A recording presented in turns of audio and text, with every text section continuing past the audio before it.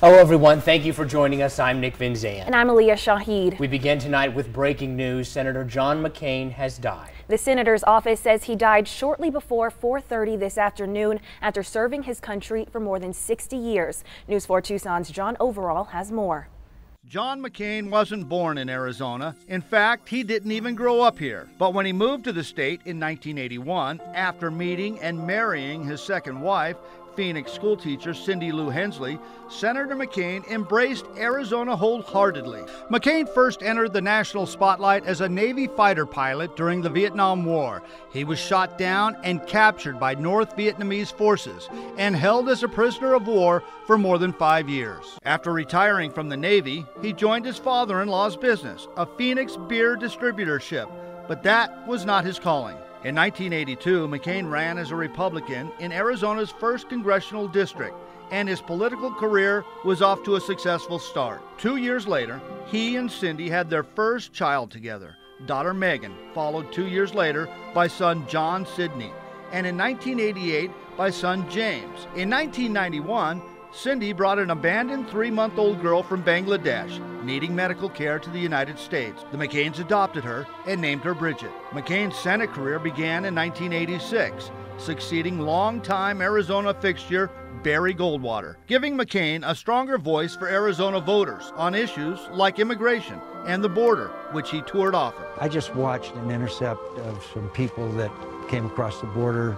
They saw them as they came across, and they went out and intercepted them.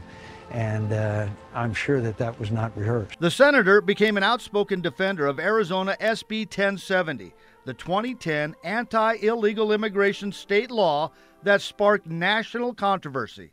McCain said the state had been forced to take action given the federal government's inability to control the border. Senator McCain was also a champion for the A-10 aircraft, something he believes is one of our military's most effective weapons against terrorism.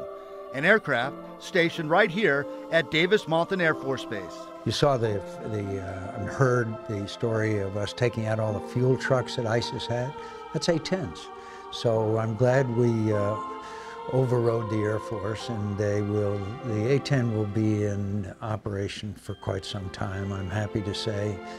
And it's a big deal, not only for Davis-Monthan and Tucson and Pima County, but for the United States Air Force, because all of the A-10 pilots know, including Congresswoman Martha McSally, know what a great weapon system it is. Another big cause for McCain, veterans and expanding their access to health care.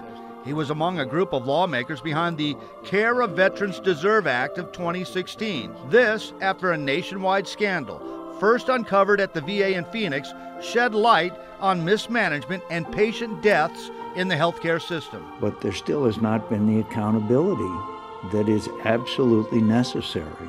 We've never really held anybody accountable for what happened in the Phoenix VA hospital, where 50 veterans died on a non-existent waiting list.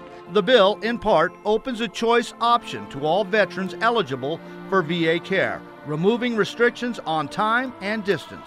I'm glad to join the mayor and others to be the first state to join this historic game-changing initiative. And in what may have been a bit of irony, in February of 2016, Senator McCain took part in a celebration of a new initiative aimed at curing cancer by 2020.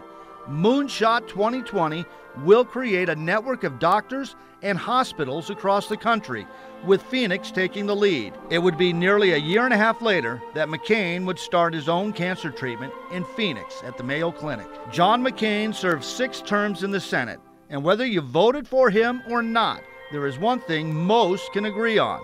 He loved his family, he loved his country, and he loved Arizona.